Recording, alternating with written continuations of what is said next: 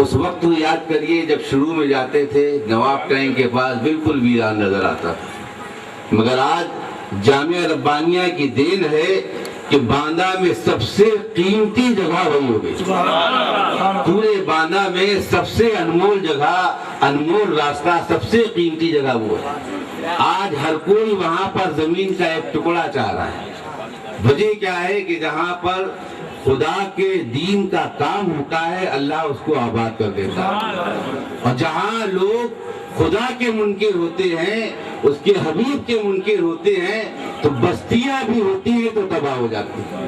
یہ اللہ کا فیضان ہے، اللہ کا فضل ہے کہ اس نے ہم کو اور آپ کو یہ توفیق دی کہ یہاں پر اس جگہ پر خانقاہ ربانیہ کا آج ہم لوگ افتتاح کر رہے ہیں۔ یہ شکر ہے اس کا، اس مالک کا کہ جس نے اپنے پیارے حبیب صلی اللہ تعالیٰ علیہ وسلم کو ہمارے اور آپ کے لیے رہبر اور رہنما بنا کے بھیجا، اور اس کے رسول کی بے شمار عنایتیں ہیں کہ ان کی نظر عنایت نے ہم غلاموں پر کرم کیا کہ آج ہم لوگ ایک خانقاہ میں بیٹھ کر یہاں پر دین کی تبلیغ کے لیے جمع ہو گئے۔ اللہ تعالیٰ ان معاونین کو کہ جنہوں نے شروع سے اس میں شرکت کی اور کام کیا ہے، اللہ تعالیٰ دونوں جہاں کی نعمتوں سے مالا مال فرمائے، آمین کہیے۔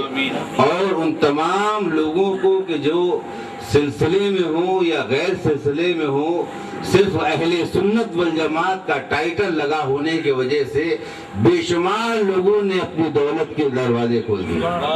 یہ الحمدللہ اہل سنت والجماعت کی دین ہے اور جیت ہے۔ یاد رکھیے ہمارے آقا صلی اللہ تعالیٰ علیہ وسلم جب آپ نے اسلام پھیلایا تو نہ کوئی مسلمان تھا نہ کوئی کلمہ گو تھا۔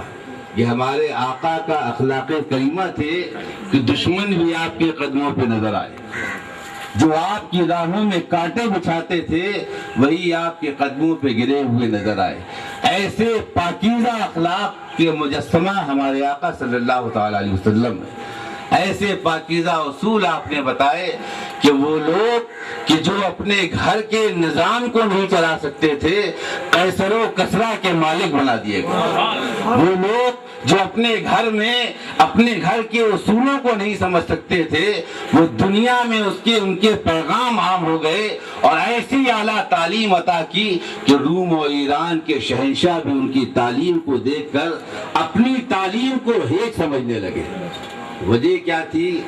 یہ ان عربوں کا کمال نہ تھا، یہ کمال تھا پیغمبر آخر الزماں صلی اللہ تعالیٰ علیہ وسلم کا کہ جب لگام مصطفیٰ ہاتھ میں ہو، مصطفیٰ کے ہاتھ میں لگام ہو تو بے زور جانور بھی قابو میں آ جایا کرتے ہیں۔ جب مصطفیٰ کے ہاتھوں میں لگام ہو تو بگڑے ہوئے بھی صحیح راہ پہ آ جایا کرتے ہیں۔ یہ اسی کا کمال ہے۔ اور حضرت فاروق اعظم کے اس واقعے سے عبرت حاصل کریں کہ آپ جب امیر المومنین تھے تو آپ ایک راستے سے گزرے، آپ نے دیکھا کہ ایک وادی آئی، جب اس وادی میں ٹھہرے تو آپ زاروں قطار رونے لگے۔ لوگوں نے پوچھا امیر المومنین کیا بات ہے، آپ کو کس چیز نے رلایا؟ اس بستی میں آ کے آپ رونے لگے، آپ امیر المومنین ہیں، کون سی تکلیف ہو گئی آپ کو؟ تو فاروق اعظم نے فرمایا کہ لوگوں مجھے کوئی تکلیف نہیں، یہ وہ جگہ ہے کہ جب میں کبھی بچپنے میں یہاں سے گزرا کرتا تھا، کبھی میرا بچپنا اسی وادی میں گزرا، اور میں جب چھوٹا تھا تو میرے باپ خطاب نے میری ڈیوٹی لگائی تھی کہ اے عمر تمہارا کام یہ ہے گھر کے جو جانور ہیں چوپائے ہیں ان کو چرانا تیری ڈیوٹی۔ تو حضرت فاروق اعظم فرماتے ہیں میری ڈیوٹی تھی کہ جانوروں کو باہر جنگل میں لے جانا، پتی کھلانا، ان کو گھمانا، شام کو واپس لے کے آنا۔ یہ میرے والد نے میری ڈیوٹی لگائی تھی، یہ وہی جگہ ہے جہاں پر میں ڈیوٹی کیا کرتا تھا۔ آج میں رو اس لیے رہا ہوں کہ ایک دن انہی ڈیوٹیوں میں ایسا بھی گزرا کہ میں تھکا ہوا تھا، تیز دھوپ تھی، اسی پیڑ کے سائے میں بیٹھ گیا اور آرام کرنے لگا، کچھ دیر سستا لوں کہ نیند کا غلبہ ہوا، میں سو گیا۔ جب میں سو گیا تو میرے جانور کچھ پہاڑ پر چڑھ گئے، کچھ ادھر ادھر ہریالی کھانے لگے، چاروں طرف جانور پھیل گئے۔ اتفاق دیکھیے کہ اسی دن میرے والد کا یہاں سے گزر ہوا. اب وہ آئے تو دیکھا چاروں طرف گھر کے جانور ٹہل رہے ہیں، کوئی بھی بھیڑیا اٹھا کے لے جا سکتا ہے، کوئی دیکھنے والا نہیں. مجھے ڈھونڈتے ہوئے آئے تو دیکھا میں بے خبر زمین میں سو رہا تھا. میرے والد نے ایک ٹھوکر لگائی اور تنبیہ کی، اے عمر تو زندگی میں کیا کرے گا؟ اے عمر تو زندگی میں کیا کرے گا؟ تیرے اندر یہ صلاحیت بھی نہیں کہ تو جانوروں کو سنبھال سکے. تیرے ذمے میں نے کام کیا تھا کہ تو گھر کے جانوروں کو سنبھال، مگر تیرے اندر تو اتنی بھی قابلیت نہیں کہ جانوروں کو سنبھال لے، کوئی بھی بھیڑیا لے جا سکتا ہے. اے عمر تو زندگی میں کیا کرے گا؟ تو آج مجھے اپنے باپ کی وہی بات یاد آئی کہ کاش میرے بابا آج موجود ہوتے اور دیکھتے کہ وہ عمر کہ جس کو جانوروں کو چلانے کی طاقت نہ تھی آج روم اور ایران کے انسانوں کو چلا رہا ہے. جو عمر جانوروں کو نہیں سنبھال سکتا تھا آج اس کی حکومت کا سکہ دنیا پر پھیلا ہوا ہے. جہاں اس کا نام لیا جاتا ہے بڑے بڑے وقت کے بادشاہ کانپ جاتے ہیں. اے لوگوں یاد رکھو، آج جو تم عمر کا پاور دیکھ رہے ہو، اختیار دیکھ رہے ہو، یہ عمر کا نہیں، یہ لگام مصطفیٰ کا کمال ہے. عمر نے اپنی زندگی مصطفیٰ کو سونپ دی، اس پر نثار ہو گیا تو مصطفیٰ نے یہ غلامی کا صلہ عطا کر دیا. ابو بکر نے رضی اللہ تعالیٰ انہوں نے دنیا کی بادشاہت، دنیا کی دولت 40,000 دینار مصطفیٰ کے قدموں میں ڈال دیے غزوہ تبوک کے موقع پر، تو مصطفیٰ نے خلیفہ اول بنا دیا. اے ابو بکر تم نے اسلام کے لیے 40,000 دینار دیے ہیں، یہ بدلہ تو میرا رب تم کو عطا کرے گا، مگر مایوس نہ ہو، دنیا میں اس سے اعلیٰ تم کو چیز دے آئی. خلیفہ اول بنائے، کسی کو عدل کا تاج عطا کیا، کسی کو انصاف کا تاج عطا کیا، کسی کو غنایت کا تاج عطا کیا. یہ سب دین ہے جناب احمد مصطفیٰ محمد مصطفیٰ صلی اللہ تعالی علیہ وسلم کی، کہ جس کو جو چاہا جیسا چاہا نواز دیا. یہ تو ان کے خزانے کی بات ہے. مصطفیٰ کا خزانہ جس کی انتہا نہیں، اس وقت سے تقسیم ہو رہا ہے، آج بھی لوگ پا رہے ہیں اور صبح قیامت تک غلام پاتے رہیں گے. یاد رکھو مسلمانوں، جو لوگ خلوص نیت کے ساتھ دین کا کام کرتے ہیں وہ آج بھی اسی خزانے سے پا رہے ہیں، اور یہ اسی کی دین ہے. آپ دیکھ رہے ہیں، خدا کی قسم میں نے جہاں جہاں بھی گیا اہل سلسلہ کو دیکھا، بڑے بڑے آج ربانی سلسلے میں بڑے بڑے سیٹ، بڑے بڑے ارب پتی لوگ مسلمان اس سلسلے میں داخل ہیں، مگر آج تک کسی بھی علاقے میں ایسی عظیم خانقاہ کوئی مرید نہ بنا کر.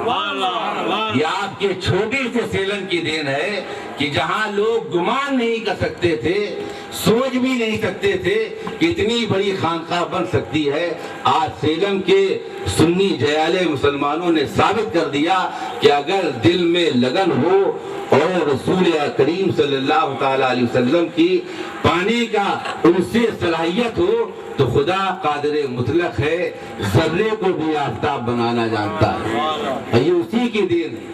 مدراس میں بھی خانقاہ ربانی ہے مگر اتنی عظیم الشان نہیں.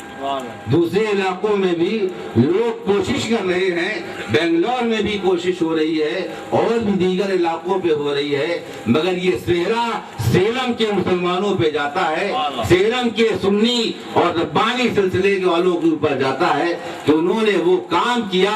اب جو لوگ بھی خانقاہ بنائیں گے وہ ان کے تابع ہوں گے، ان کے پیچھے ہوں گے. اللہ تعالی ہم تمام لوگوں کو دین کے کام لگن سے کرنے کی توفیق عطا فرمائے.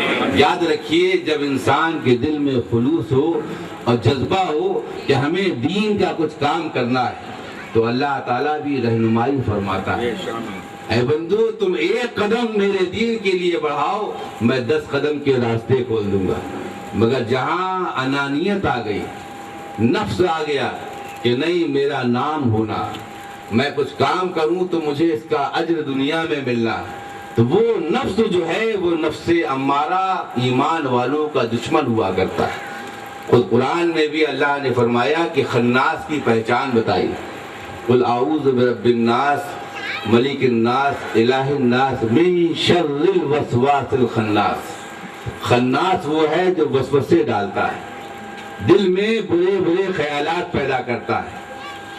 من شر الوسواس الخناس الذی یوسوس فی صدور الناس۔ خناس کی پہچان کیا ہے؟ اٹیک کہاں کرتا ہے؟ وہ ایمان والوں کے دلوں پر اٹیک کرتا ہے۔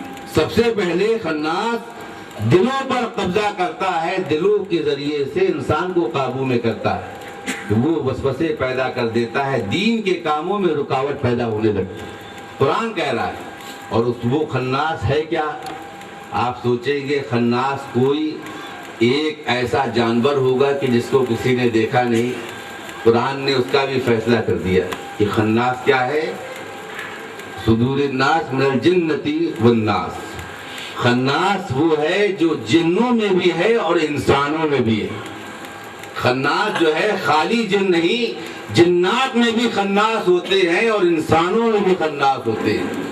اب یہ ہماری اور آپ کی بات ہے کہ ہم پہچانیں کہ کون ہے جو دین کے کام میں رکاوٹ ڈالے۔ جو دین کے کام میں رکاوٹ ڈالے سمجھ لیے خناس پر عمل کر رہا ہے۔ تو اس لیے ہم کو آپ کو چاہیے کہ ہم لوگ دین کے کام خلوص سے کریں، ہمارا یہ جذبہ ہو کہ ہم جو یہ کام کر رہے ہیں خدا کی رضا کے لیے کر رہے ہیں، اس کے مصطفیٰ کی اطاعت کے لیے کر رہے ہیں۔ آج سیلم میں کچھ لوگ جو بہک گئے، وجہ کچھ اور نہیں، صرف ناسمجھی کی بنا پر لوگوں نے ان کو غلط راہ دکھائی اور کچھ نادانی کی وجہ سے کچھ سمجھ نہ سکے جس کی وجہ سے اعتراض کر سکے۔ اللہ سے دعا کرو کہ اللہ تعالیٰ ہم لوگوں کو یہ سمجھ عطا فرمائے اور جو بھی نا اتفاقیاں پیدا ہو گئی ہیں وہ دور ہو جائے۔ کیونکہ دیکھیے الحمدللہ یہاں پر اہل سنت والجماعت جتنے بیٹھے ہوئے ہیں سب کٹر سنی، اور سب جو ہے اس خانقاہ کو آگے بڑھا، خنجر اٹھایا اور جب قتل کرنے کا ارادہ کیا تو ظالم نے چہرے پہ تھوک دیا۔ آپ نے سنا ہوگا یہ واقعہ، جب ظالم نے تھوکا تو حضرت علی نے اس خنجر کو پھینک دیا۔ ظالم نے پوچھا اے علی تم تو مجھے قتل کر رہے تھے، مجھ کو مارنے کا پورا ارادہ کر لیا، قبضہ بھی کر لیا، تم بس خنجر اٹھاتے اور قتل کر دیتے، میں نے تھوکا تو تم کو تو اور بری طرح سے قتل کرنا تھا، اپنے غصے کا بدلہ اتارنا تھا، مگر تم نے مجھے چھوڑا کیوں؟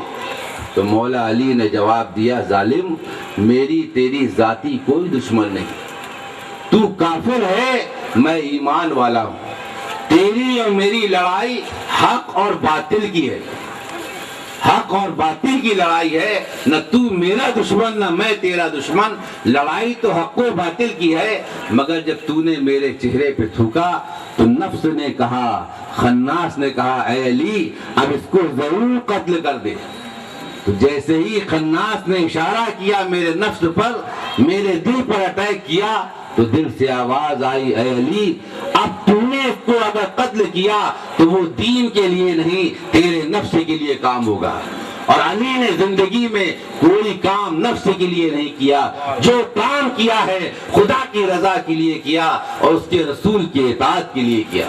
تو دیکھو حضرت علی کا یہ کردار ہے، صحابہ کرام کا یہی کردار ہے کہ آپ باپ بیٹے کے خلاف تلوار اٹھا رہا ہے تو ایمان و باطل کے لیے، حق اور باطل کے لیے۔ یہاں آج نفس کی لڑائیاں ہو رہی ہیں، مسلمانوں ذرا غور کرو کہ آج ہمارے اختلاف نے ہم کو کہاں پہنچا دیا، ہم کتنے زمین کی گہرائی میں پہنچ گئے۔ ہم جس نبی کا کلمہ پڑھتے ہیں ان کا تو حکم یہ ہے کہ ساری دنیا کے مسلمان بھائی بھائی، نہ کوئی کالا ہے نہ کوئی گورا ہے نہ کوئی چھوٹا اور لمبا ہے، جو ایمان والا ہے وہ تمہارا بھائی بھائی۔ اب حضرت صدیق اکبر کے بھائی حضرت بلال حبشی بھی، فارس کے رہنے والے حضرت سلیمان فارسی بھی، تو اگر دنیا کے کسی بھی حصے کا مسلمان ہو وہ تمہارا بھائی ہے۔ یہ پیغام میرا نہیں، یہ پیغام مصطفیٰ کا ہے، اور مصطفیٰ کا پیغام خدا کا پیغام ہوا کرتا ہے۔ تو آج ہم لوگ کیا اتباع رسول پر عمل کر رہے ہیں؟ ہمیں غور کرنا چاہیے، اپنے دل کو ٹٹولنا چاہیے کہ خدا اور اس کا رسول ہم کو کیا حکم دے رہا ہے۔ اور یاد رکھو قرآن اللہ کا فیصلہ ہے، قل ان کنتم تحبون اللہ فاتبعون، اے محبوب آپ اعلان فرما دیں کہ اگر تم کو میرا محبوب بندہ بننا ہے، کون کہہ رہا ہے؟ پروردگار، اگر تم کو میرا محبوب بندہ بننا ہے تو کیا کرو؟ فاتبعونی، اے محبوب اپنی طرف سے اعلان کر دو کہ میری پیروی کرو، یعنی مصطفیٰ کی پیروی کرو، ان کی اقتداء کرو۔ خدا کا محبوب بندہ بننا ہے تو خدا نے اپنی پیروی کا حکم نہیں دیا، خدا نے اپنی اقتداء کا حکم نہیں دیا، بلکہ اعلان کیا کہ میرا محبوب بنو مگر مصطفیٰ کی اقتداء ہو، مصطفیٰ کی پیروی ہو، اور جب تم مصطفیٰ کی پیروی کرو گے تو کیا ہوگا؟ یحببکم اللہ، اللہ تم کو اپنا محبوب بندہ بنا لے گا۔ تو یاد رکھو کہ جتنے بھی دنیا میں ایمان والے ہیں، ایک بات ذہن میں بیٹھا لیں، آپ لوگ نماز پڑھتے ہیں، آپ نے بارہا دیکھا ہوگا 5 وقت کی بھی نماز پڑھتے ہیں، جمعہ بھی پڑھتے ہیں، عیدین بھی پڑھتے ہیں نا، پڑھتے ہیں نا۔ اب میں آپ سے پوچھتا ہوں کہ جب لاکھوں کا مجمع ہو اور کوئی اسپیکر نہ ہو تو امام کے پیچھے مکبرین بھی آپ نے دیکھے ہوں گے، تو بیچ میں اللہ اکبر کہتے ہیں تو پیچھے والوں تک خبر پہنچتی، اب وہ بھی اقتداء کرتے۔ اب میں آپ سے سوال کرتا ہوں، اپنے دل پہ سوچ کے اور جواب دیجیے گا۔ ہم نے نیت باندھی، نیت کیا باندھتے ہیں؟ تابع اس امام کے، ہے نا، اس امام کی اقتداء میں نیت باندھی آپ نے۔ اب ذرا غور کریے کہ 50,000 کے مجمع میں حج کرنے جائیے تو لاکھوں کا مجمع ہوتا ہے، امام نظر بھی نہیں آتا کہ امام کہاں پر ہے، امام کس کونے میں ہے، ہم کو خبر نہیں، مگر ہم اقتداء کس کی کر رہے ہیں؟ امام کی، مگر پیروی کس کی کر رہے ہیں؟ مکبرین کی۔ مکبر جو ہم سے پہلے اللہ اکبر کہہ رہا ہے، ہم اسی کے طریقے پہ ہم نے بھی اللہ اکبر کہا۔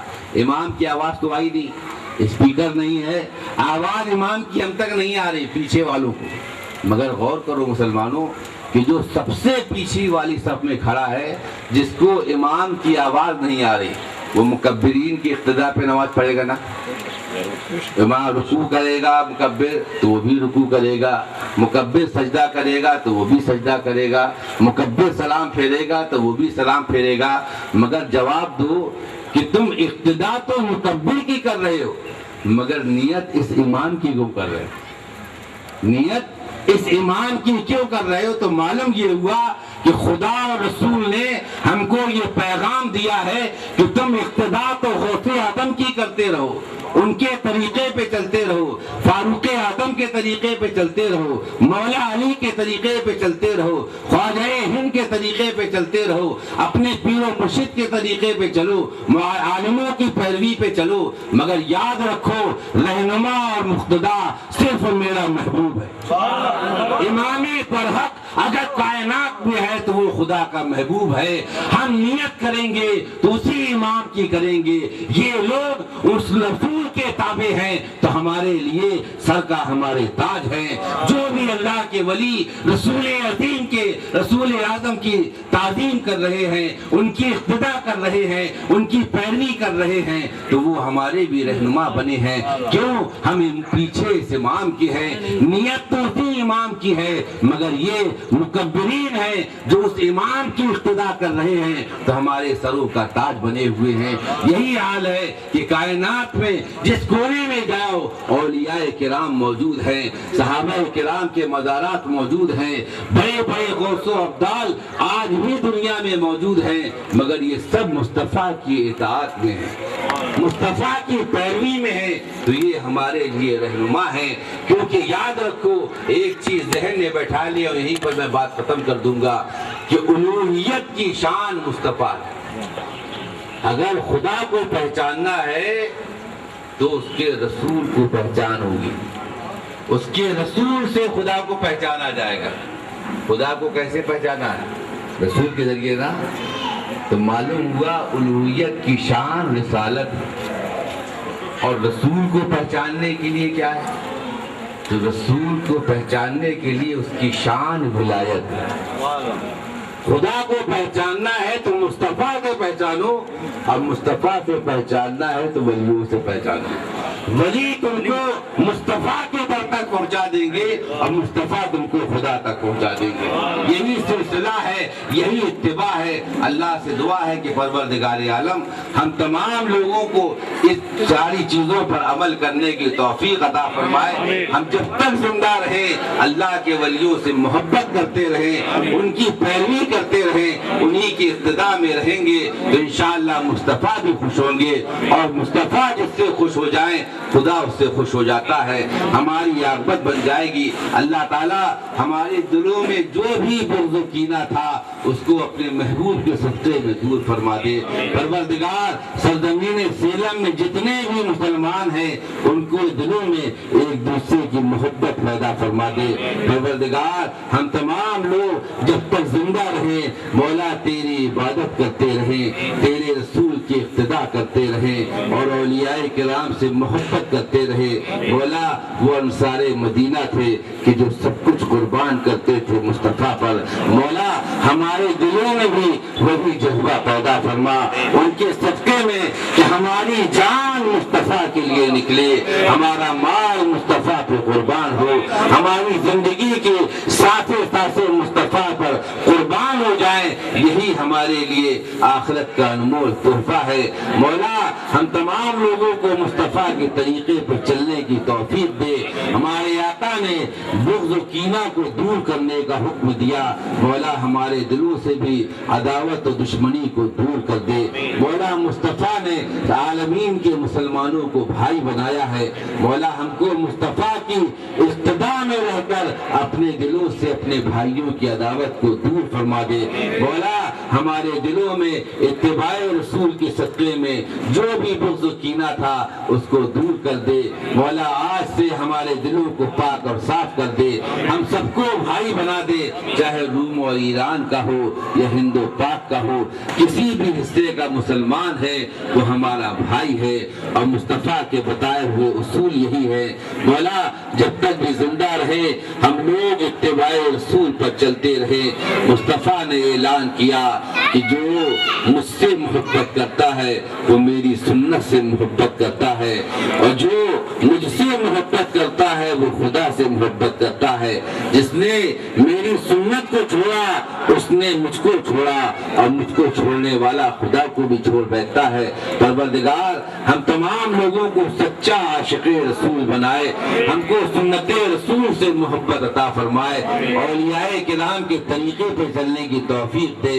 مولا یہ بزم ربانی اور یہ خانقاہ ربانی جو سیلم میں بزم ربانی بھی موجود ہے, اور آج یہ خانقاہ ربانی بھی مکمل جو ہماری نظروں کے سامنے ہے, مولا اس کے کار خیر میں جس نے جس طرح سے شرکت کی ہے, اس ہمارے یحییٰ بھائی نے پورے کمبی کا خرچہ اٹھایا, اسلم بھائی نے بالو کا خرچہ اٹھایا, ہمارے امان بھائی نے ایک بڑا خرچہ پتھروں کا بھی اٹھایا اور جنگلے وغیرہ کا بھی اٹھایا. دوسری چیزوں کا مجھے سب تفصیل معلوم نہیں, مگر اتنا جانتا ہوں کہ یہ تمام مخلصین جو ہمارے پاس بیٹھے ہیں, ایک طرف امان بھائی ہیں, ہمارے یحییٰ بھائی ہیں, اسلم بھائی ہیں اور شاہ بھائی ہیں, اور دیگر بھی بڑے بڑے پیر بھائی, ہمارے شبیر بھائی نے بھی بورڈ کے پورا خرچہ اٹھایا, ہمارے انور بھائی نے وہ بھی بڑے خرچوں میں شامل ہیں, ہمارے طاہر بھائی بھی شامل ہیں. مولا اور بھی لوگ جنہوں نے اس خانقاہ میں جس طرح سے بھی شرکت کی, مولا اپنی بارگاہ میں سب کی ان نیکیوں کو قبول فرما لے. مولا ان کی نیکیوں کے صدقے میں ان کو دنیا میں بھی اس کا اجر عطا فرما اور آخرت میں بھی اجر عطا فرما, اور وہ تمام لوگ جس کا 1 روپے بھی اس خانقاہ میں شامل ہوا ہے, مولا اپنے حبیب کے صدقے میں اس کو بھی اس کا اجر عطا فرما. مولا ہم تمام لوگ جو آج شامل ہیں, آج بھی جو لوگ نے جتنے لوگوں نے اس خانقاہ کے کاموں میں شرکت کی اور جو لوگ تعاون کر رہے ہیں, مدد کر رہے ہیں, اور جو خانقاہ کو کچھ ڈونیشن دینا چاہتے ہیں, مولا ان تمام لوگوں کو دونوں جہاں کی نعمتوں سے مالا مال فرما.